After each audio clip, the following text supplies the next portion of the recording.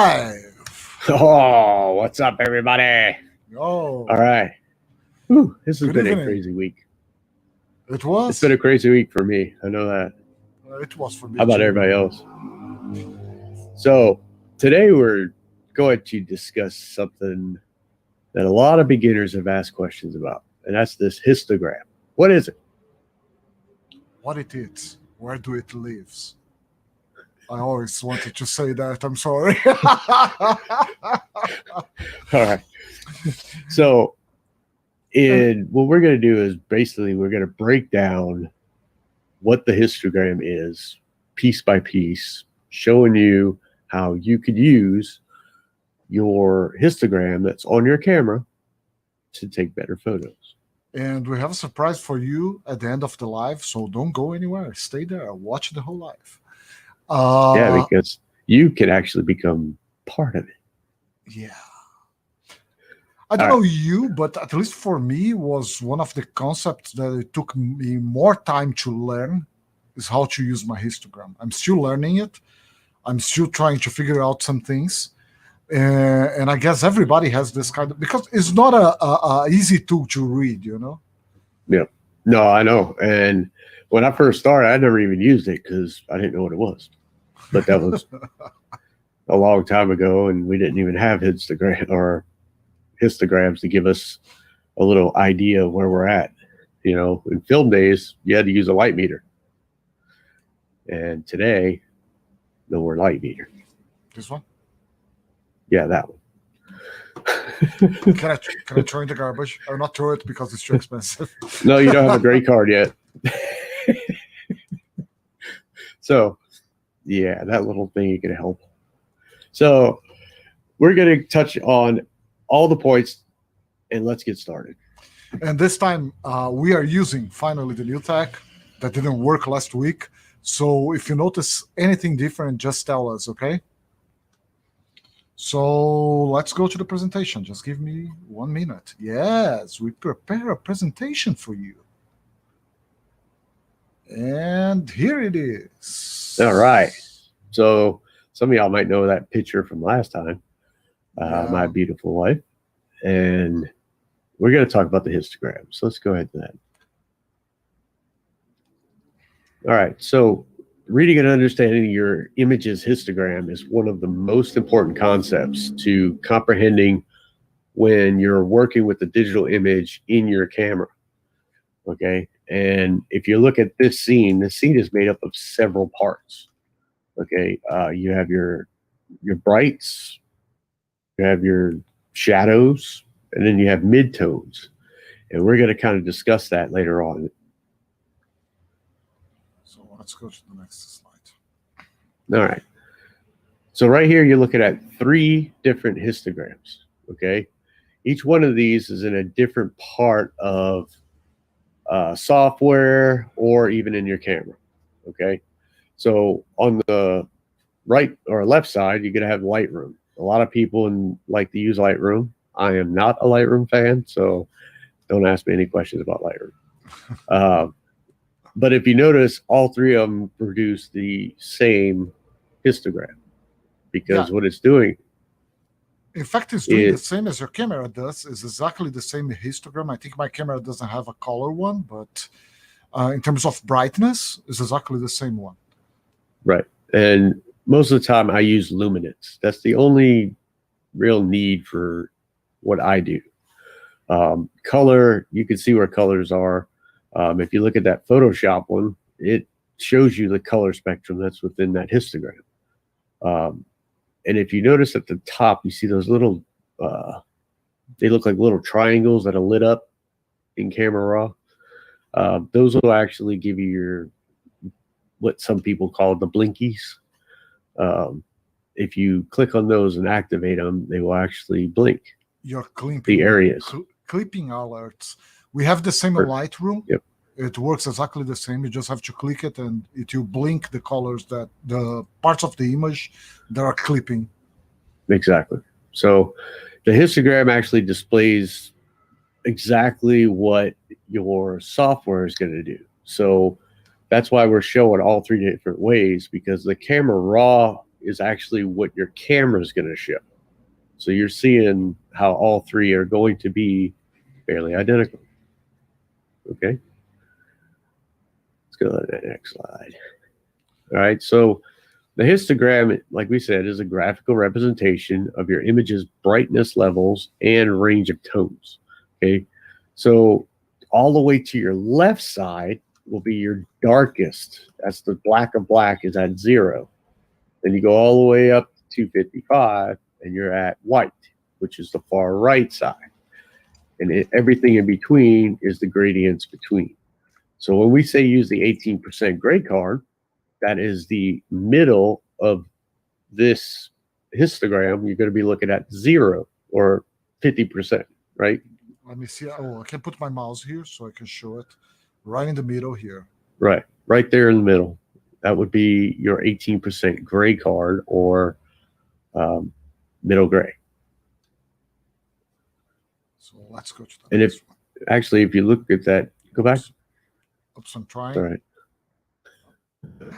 So now that we got here, if you look at this histogram, okay, that picture has a lot of shadow. In fact, it's black background.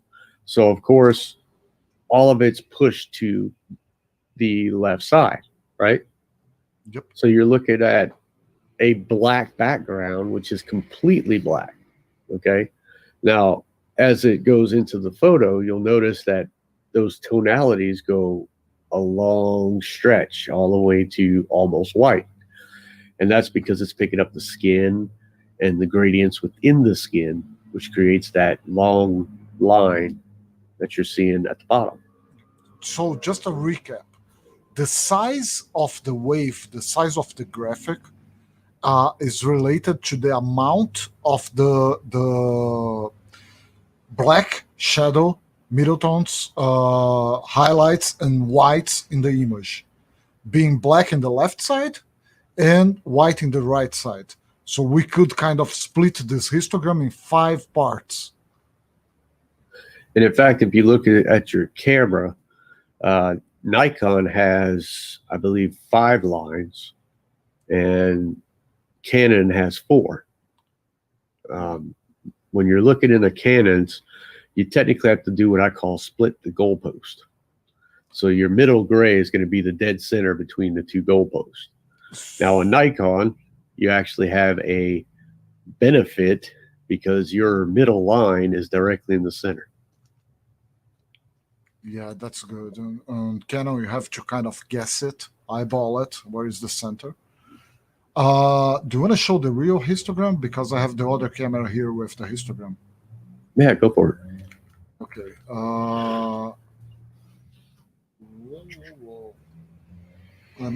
Just keep talking to the next slide. I'll just make a quick fix here. Yeah. So what he's going to show you is basically the histogram that's for a Canon camera. And once we drop over, if y'all have any questions, please feel free to ask at any time. I just need to put your audio here, buddy, because I didn't prepare the scene for us to go live. No, it's fine. We'll just keep going then.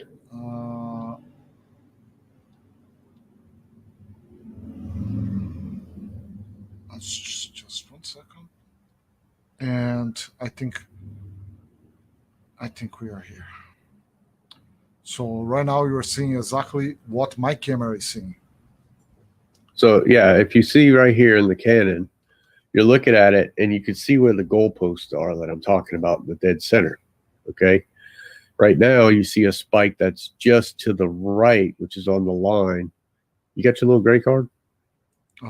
I have my little gray card. Let me just check if your audio is coming through. Can you say something? I'm talking. Yeah, you're coming through. So here's the gray card.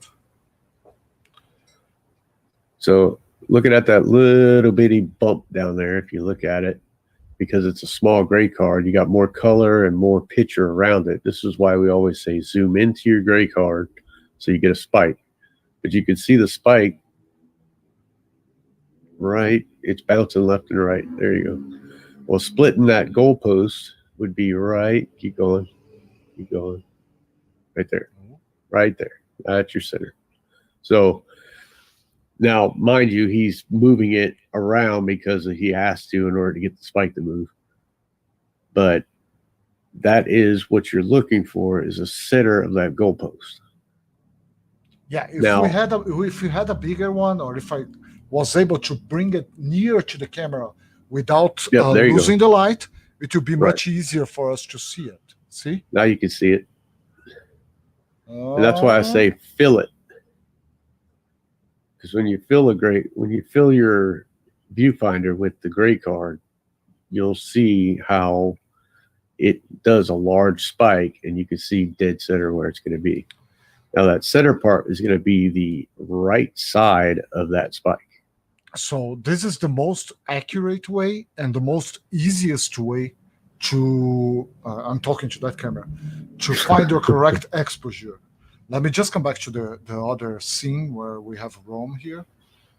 Okay, we are back. So, no, we are not. Now we are.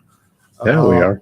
So this is the easiest way to to find your correct exposure using a tool that is in your camera. Now this is finding your exposure with lights. I want to make sure that's clear. This isn't finding your exposure in your camera. So now we're looking at, these are the different areas, okay? You have 2 stops under. If you look at that, you can see the whites are completely pushed away. Okay, it's a good, looks like 2 stops off of off of white. And when you're looking at it, you can see how it makes a U. So you got your blacks are black, really black.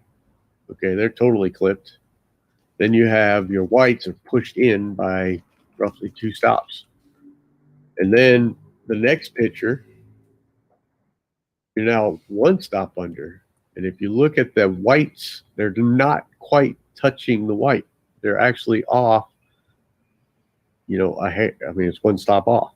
So you're looking at a space from the edge of it, and it's moving in. Now, I'm a big believer that you should never have perfect white except for an all white background.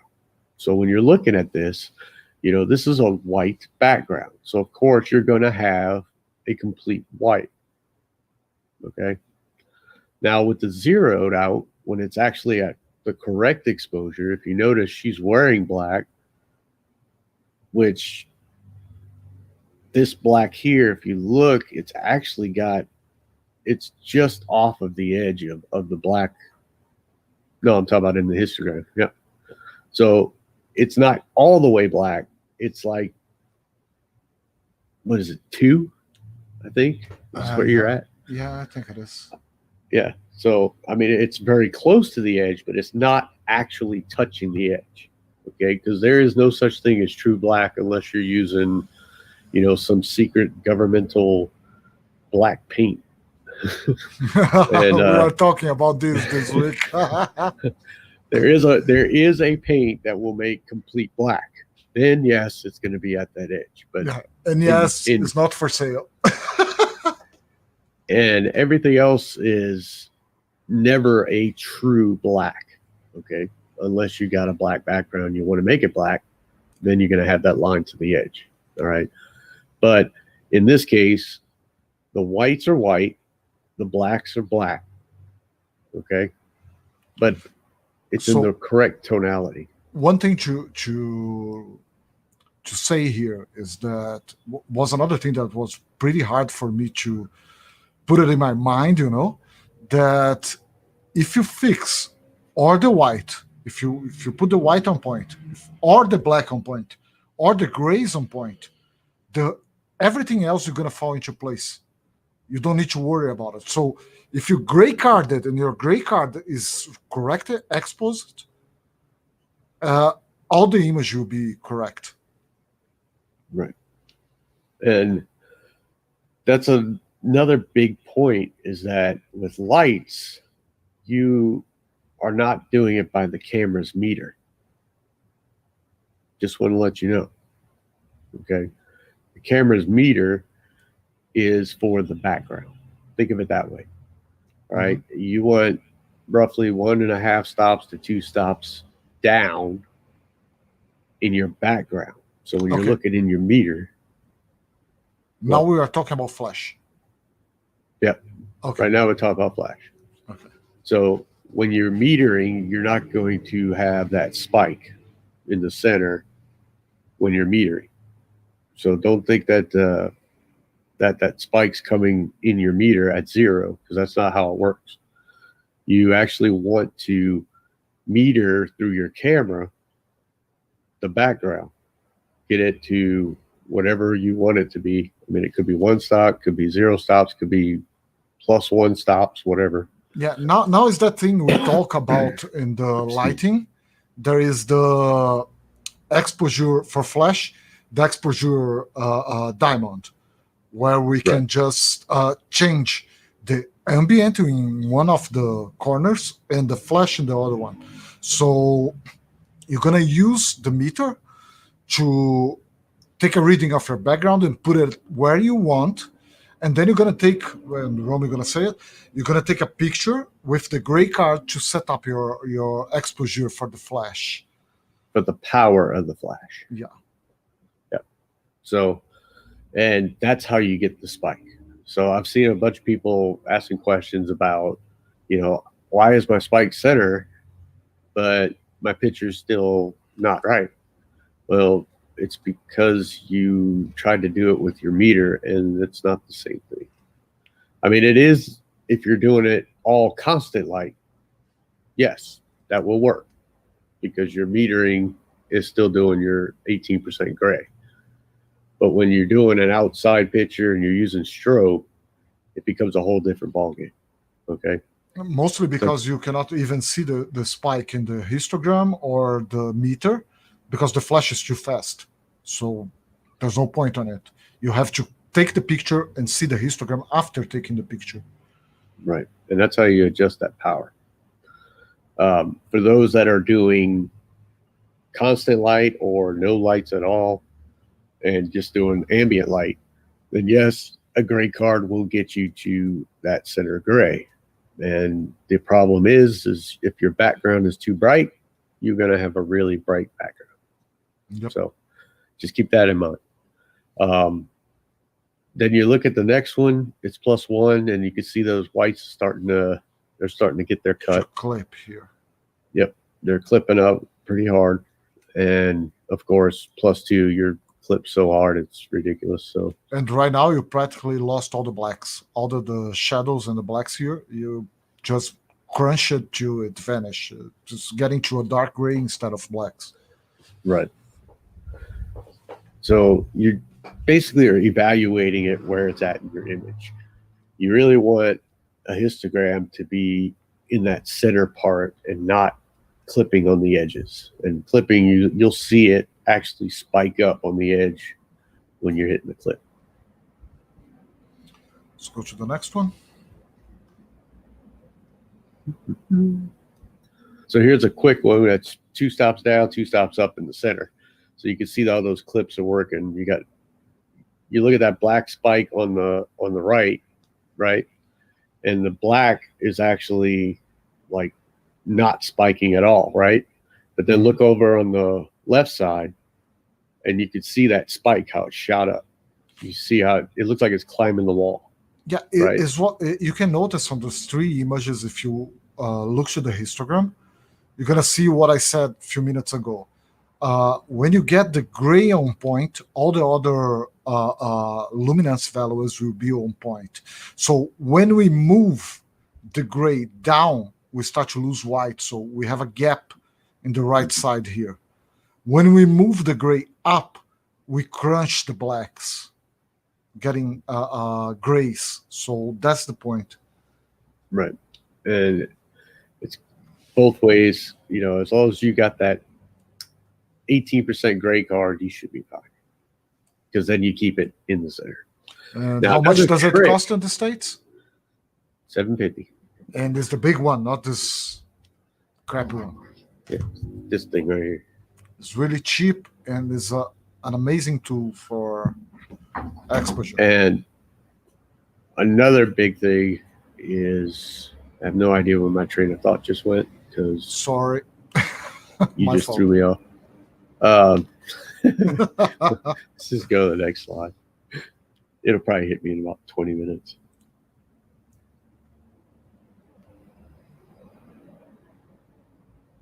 Anyway, so this is the Lightroom histogram. So you can see there are those triangles here for clipping. So if you turn it on, it's going to show where it's clipping. And as a Canon camera is splitting 4 columns, so you're going to have to eyeball. In fact, the center is marked here. Yeah, that's because it's in Lightroom. So let's go to the next one. All right, so here's what we were talking about as far as, your clips. So your histogram with that spike on that far left will indicate that your shadow has now clipped, okay, which means it is completely zero and it is pure black. You have no detail whatsoever in that black, okay? You don't want that. You always want to have some type of detail inside the blacks, okay? And the only way to do that is you have to make sure it is right around 2 to 4, 2 to 5, as far as your numbering system of 0 being black. And if you click that little triangle right there in the corner, your picture will actually show you where that is. Another trick is if you hold the Alt button when you're adjusting stuff during raw conversion, you can actually see the color spectrum. When it starts to come in, you'll start to see your clip real easy. It will be blues for blacks and red for whites when you do that. So next one here. All right. So now go ahead. Now we're gonna talk about the white clipping. That's the opposite of it. Right. So now we're talking about whites. So on the whites is the complete opposite effect. So now you have the problem of it climbing up the right wall and not the left wall. Okay. And when it climbs up the right wall, these are like your highlighted areas. If you have a white background like this one, I know it's kind of hard to see the difference, but a white background is actually going to give you that white spike because you want white, right? Well, the highlights that are in the face, the highlights that are, all over the body, if you're doing full body shots, if it's too white, it's going to spike it on that right side. So you're not going to see a pull away. Whereas in this one, if you look at it, you can actually see there's a slight pull away coming from the edge at the top corner. But that is only because she's not completely white. Yeah, but you can already see how bad it is. Like all the blacks in the boots are turning to grays on the highlights. Right. It's kind of like having light wash is what I call it. Yeah, it is. Yeah. All right, so now here's a perfectly exposed picture. And the thing is you're seeing now the shadows, the midtones, and your highlights. So when you're looking at this picture, you can see those shadows are darker, but they still have texture in them. You can still see what's there. They're not black, right? Yeah, I don't have anything on black. I don't have anything on this picture clipping on the black. So you're gonna find texture everywhere. Exactly. So you can still see that texture. Then you got your midtones, which are basically the color tone spectrum that you can see. It's more like the vibrant areas of the color spectrum. And then your highlights, of course, everybody knows what that is. So that's your brightest parts of the image. And that's also where the highlights in people's faces fall in the area.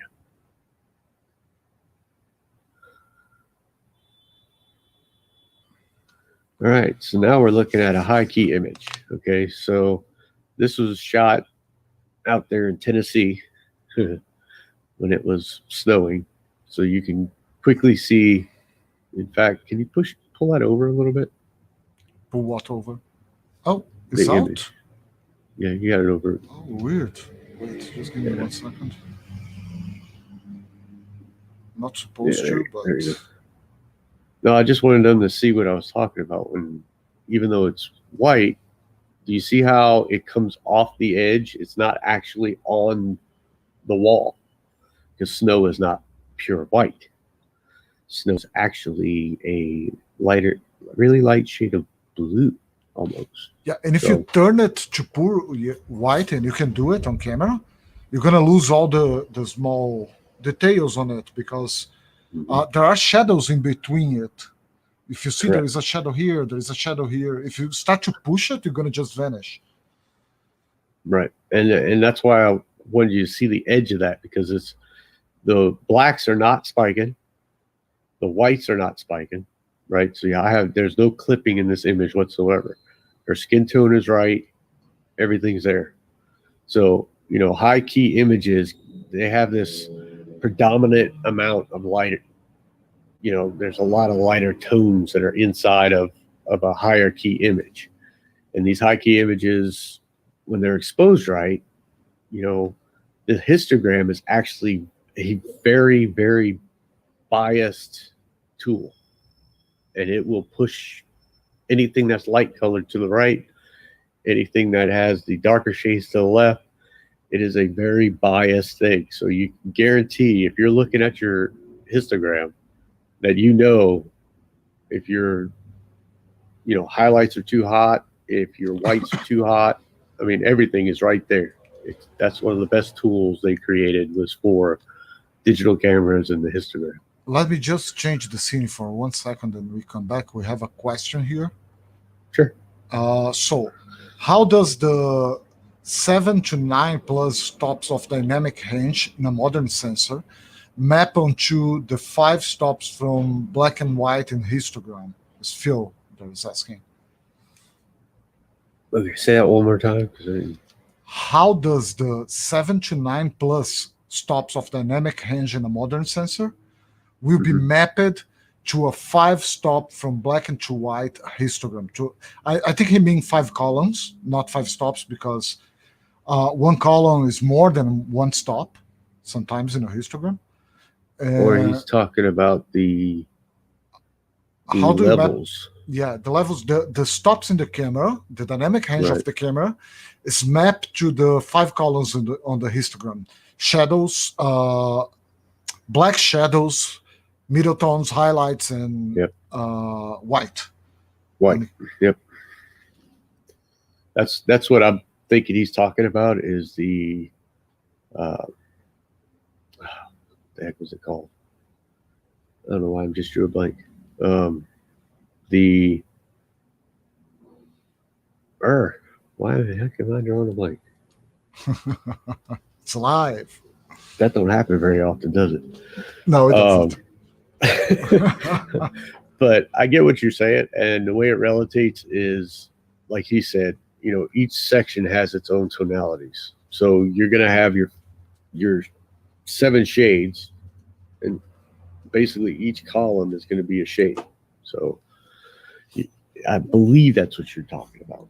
Yeah, in fact, like you have 5 columns over the histogram, and they are not directly related to 1 stop. Each column sometimes has 2 stops on it. So it depends on you have to do some trying. But on my camera, like, I can do 2 stops per column in one of my cameras. So it's not like precise. You have to get a feeling of what you are doing. Yeah, because mine's about 1 and 2/3. 1 and 2/3 per column. But again, that's because each sensor is different, by the way. A lot of people don't really think that every camera is going to be the same. Well, it's not. Going on. For those who don't remember this picture, we did 2 weeks ago. Hey, you made a typo error. 2 weeks ago, a typo error, and I will leave it. Loki. I will leave it on the card. So if you want to watch it, Rome shoot this picture live, and it's an amazing picture. And as I have OCD, I have to fix it right now. I cannot wait for for later. So in a low key image, it's exactly opposite of what you did with the high key. Okay, your low key, you still gonna have darks. You're gonna have, in many cases, a black background. Like in this case, there is black back there, so you're looking at some black.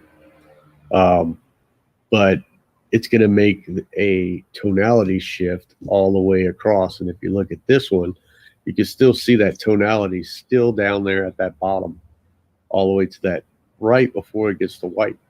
Because there's not much that's going to be white in a low-key image except for skin. The skin and the catch light and... Yep.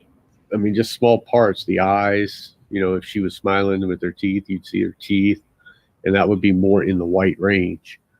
But with a low key, you always want to have that darker colored shirts with the darker colored backgrounds to keep that low key. Now, let me ask you something to make it really simple and really clear for those who doesn't know yet. Mm-hmm. What is the difference in between a regular image, a high key image, and a low key image?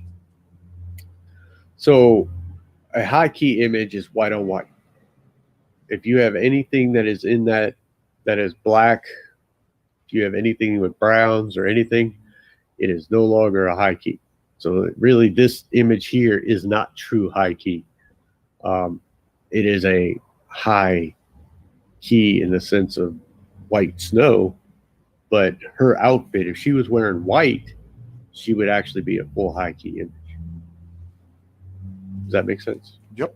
And now in low key, it's low tone, dark tones that are going to be in the image. So your low key is dark clothing, dark furniture, dark backgrounds, all that creates that low key where the skin is the only thing that's actually brighter. And there is everything in the middle. There is just regular exposure. And that's everything else. So, you see a lot of beginners saying, I'm doing low key, and then shoot her with a white t-shirt. Could be worse, could be a white background. Well, now, another question, as we are just talking. Tell me something. Yeah. What do you prefer? Me? Yeah. I like low key. I've always been a low key guy. And I mean, it depends on what it is. I mean,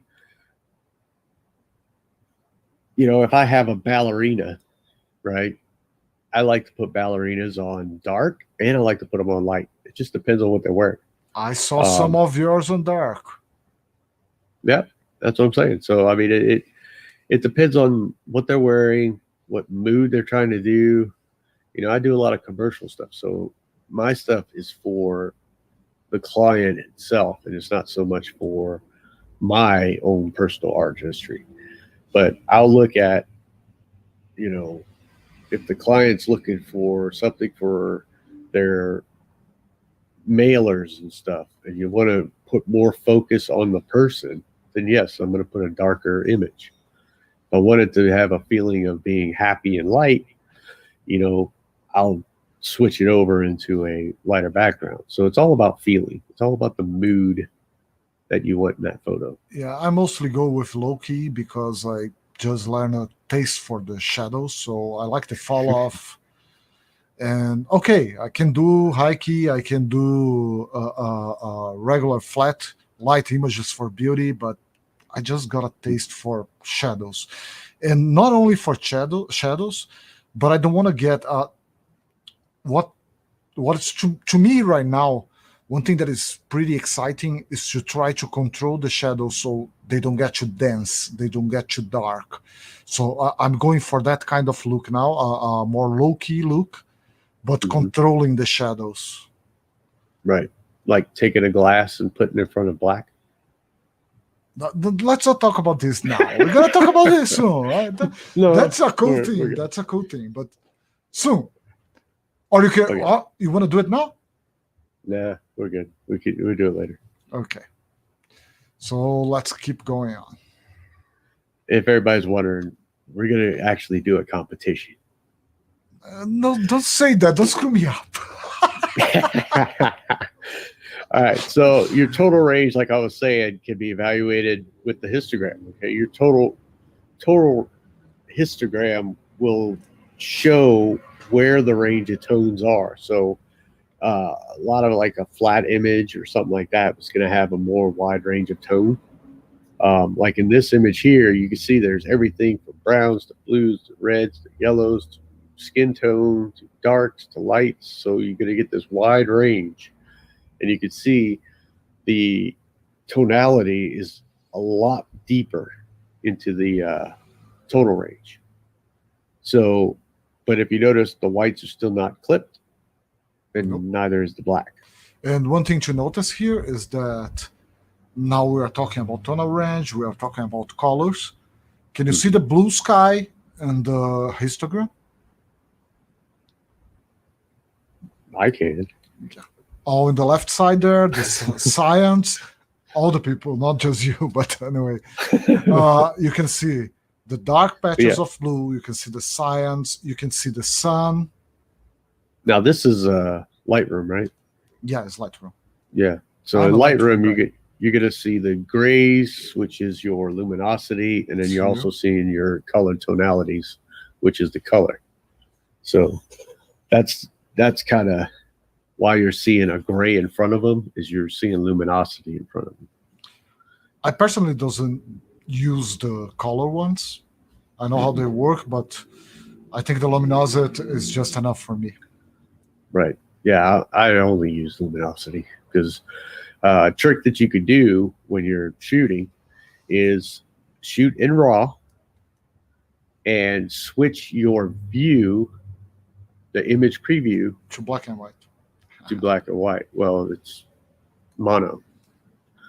And when you do that, you're not paying attention to color, which is, if you look at this, you see all the colors, and those colors will throw you off every time. And it's the same thing with your eye. When you're looking, colors can throw you off when it comes to luminosity.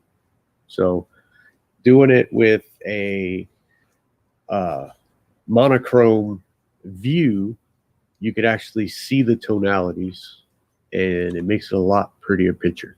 It makes much more easier to see the light, what is hitting, where is shining, where is not, at least for me. That's because you see the luminosity. And here's a contrast. By the way, nice picture. Oh, thanks. So now we're talking about contrast. Okay, contrast. The images can be evaluated with the histogram, because the histogram actually indicates the lowest contrast and in the image with not too many pure blacks or pure whites. So in looking at this, the contrast spikes are your contrast. So from the bottom base is like having a bright area, right? So you're filling up the cups. Yep. When you're looking at each spike, and keeping them off those edges will create the perfect contrast, because you're not too white and you're not too black. So when you're looking at it, it's going to allow all the little buckets to fill to the proper levels in black and white. Yeah, and just talking about what I just said, this is a black and white picture. The contrast is a bit lower, but you can see pretty easy the light falling here, the light falling here, all those highlights in the face of each one of them. You can just look to the picture and you see it. If there was color there, it would be a bit confusing. It would be a bit overwhelming. It would be a lot confusing, because I remember his flower was like a hot pink. It was, yeah. So, you could see tonality falls when you create those edges and keeping them within the tonality range. All right, so now there's no right or wrong histogram, because every image can contain different tonal variations and contrasts.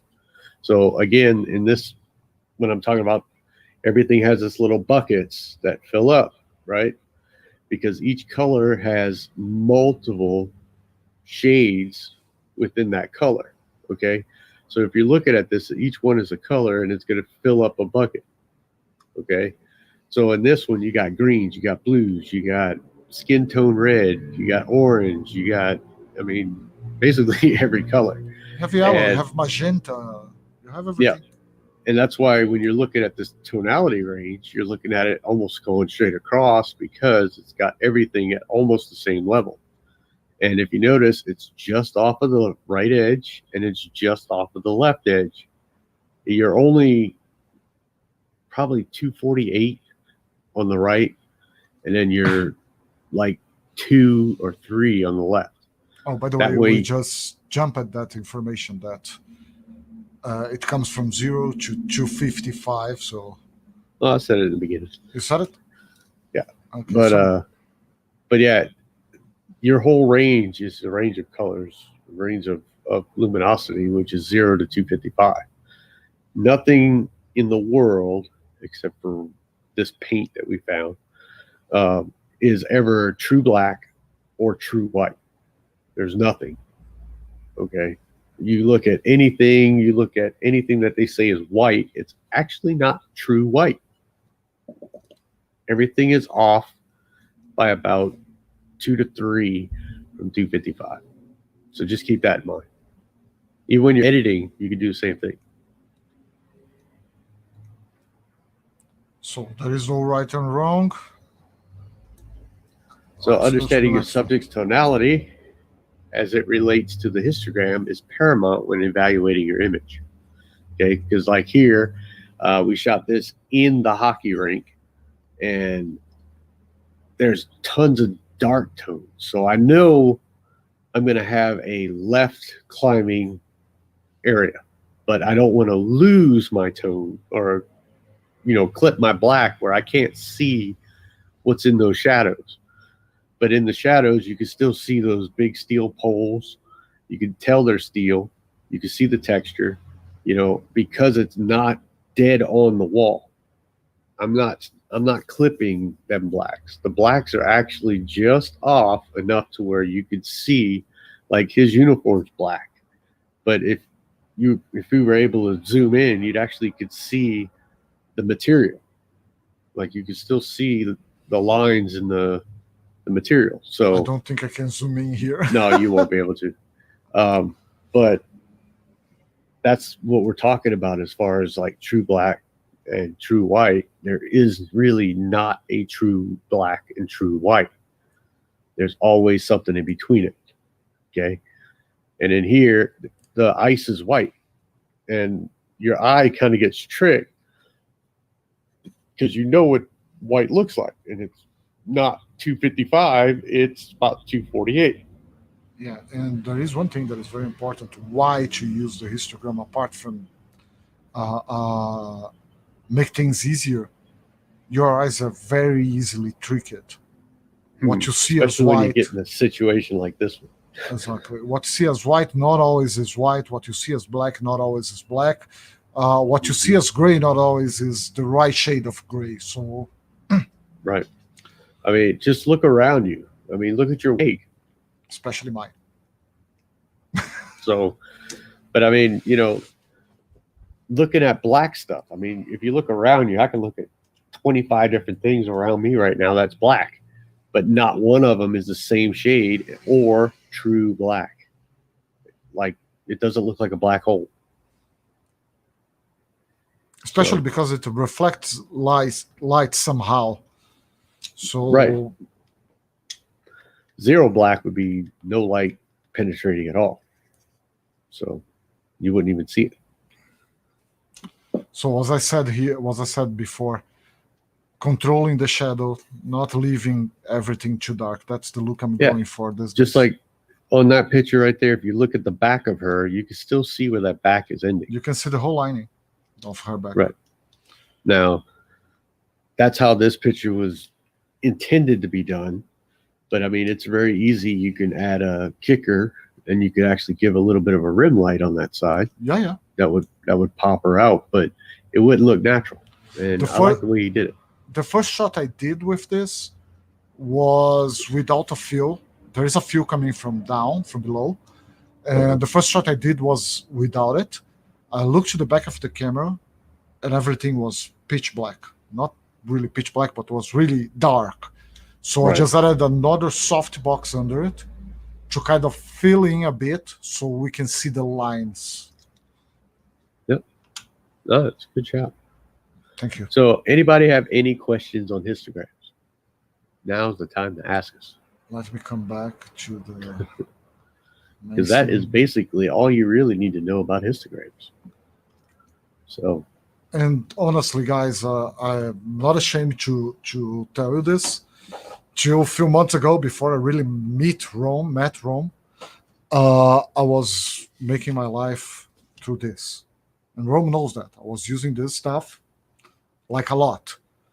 I told him the batteries are like dead. forever. Batteries are dead, and I don't plan to buy any batteries. I'm using just this. So the Well, he's histogram, going to get a bigger one. I will. When they get cheaper in Brazil. When I stop to pay for 10,000 more for that stuff. Anyway, even with a small one, it's a bit of hard to use because you have to really feel the frame. It's so much precise than using a light meter. And it does. And I actually proved it to him because I had him use the gray card, and I had him then test it with the meter once he had it on point, and it was off. By 2/3, it was off.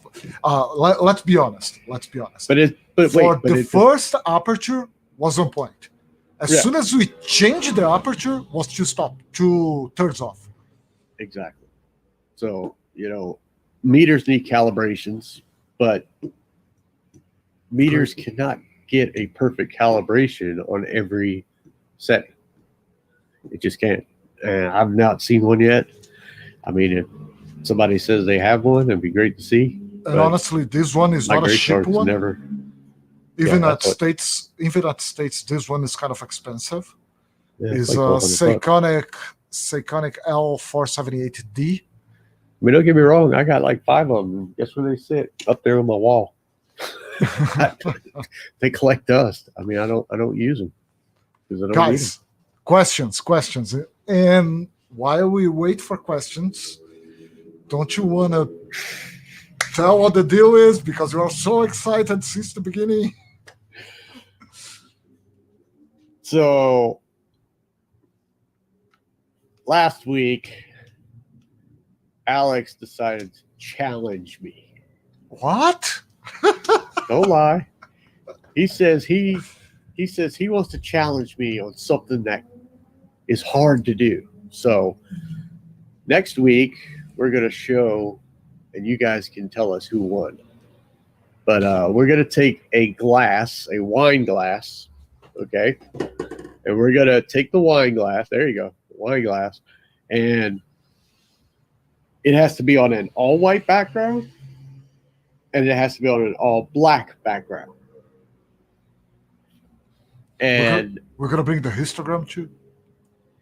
You got to use everything for that. So, so when you're shooting glass, it's about getting the edges of the glass. Now, what we would like is to see if some of you want to join in on the fun and try. I'd love to see what you guys can do. Okay, let me put it this way. In the other show, in the Brazilian show, we have this thing called 40 Squad Challenge.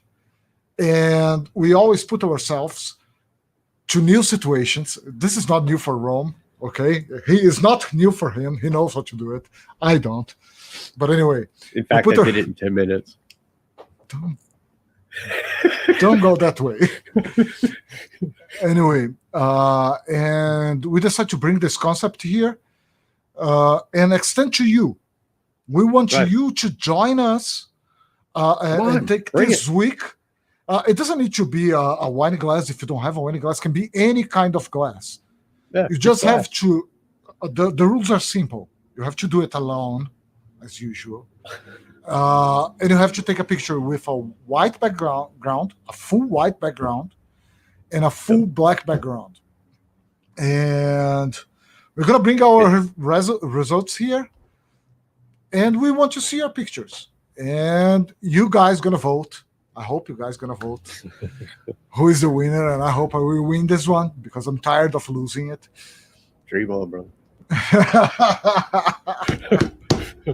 I'm a competitive son of a gun, dude. But I'm just saying, we want you guys to get involved. We want you to try to shoot this because one, glass in front of white and glass in front of black is extremely difficult. You really have to learn your angle of light. You have to be able to get that rim of the glass perfect. And then you have to be able to see that top lip. So you're going to be able to see it's a glass, but because it's clear glass, you're looking at a black background. So in the glass is black. So the key is you have to get that rim all the way around that glass to make it look like it's the glass. Any type of light, Brian, as long as you can make the background white or black. And Philip, I know you have enough speed lights to do this, so I'm waiting for your picture, okay? And honestly, you don't even need speed lights. No. You can do it with a window light. You can do it with any light. I mean, honestly, it could be done in all light. In fact, I'll probably do it 2 different lights just to see. And so the rules are you do alone, you do a white background, you do a black background, and you post at our hashtag on Instagram. For the talk show, is it? Is that correct? Or is just for the talk? Just put hashtag photo talk competition. Photo talk competition? Okay, so let me put Sounds a banner fun to here. me. Let me put a banner here. Create a banner. So that's the whole idea. Okay. One, it's going to get you to not look at color. This is one of the key points, is that it's not looking at color. And 2 is to get your exposure on point. Because if your exposure is on point, you will be able to achieve this. Yeah. If your exposure is not, it's going to disappear. Remember what I said. If you put your gray in the middle, everything else will fall on place. But there is the light position too. There you go. I was going to say, you got light positions, so don't put that light directly in front. Ain't going to work. The deal is to make you guys take the camera out of the cabinet, out of the shelf, and use it. The bag. And learn a new skill if you don't already know how to do it. I mean, I know very little amount of people that actually have done this. And we used to do it in college with film. And that was a pain in my butt. But at least now you got digital, so you could actually keep shooting till you get it. But learn what you're doing. So when you're looking at your histogram, when you're looking at, how the light's hitting the glass, it forces you to actually look at the image and look at where light's hitting and notice, are you getting the rim or are you coming around the front? That's the key, is not to hit anywhere behind it, in front of it. You want to get that rim perfectly down the edge. And yes, it's going to take a challenge. And I think everybody that's watching can do it. You just have to pay attention. I didn't try my shot yet, but is it that hard? You'll find out. Anyway, I think we got to the end of this live. Yep. So if you guys like what we're doing, hit like, subscribe. Oh, we forgot that. Ring the little bell. All that good stuff. We're here to help educate you. We're on our own time. We're not getting paid. Do it Don't care. again. Do the subscribe again. Don't forget to like, subscribe, and ring the little bell. So, and just to remind you, this is our Instagram account. No, this is not. No, this is just our names. It's the wrong We're one. learning Okay. this technology, so bear with us. We're gonna get this thing sooner or later. But if you guys like the show, like the way it's going, if you anything that you want to put us into or get us to do, let us know. Send us we topics. will- Send it on our page for the talk show or over Facebook. Send it Messages. You can just get on Messenger and hit us, or DMs on Instagram. It doesn't matter. Just tell us what you want us to talk about it or to do live for you to see it. Yep, because that's what we're here for. Every Thursday, we are here to help you become better photographers. So I'm Romeo Versace Giovanni. I'm yellow.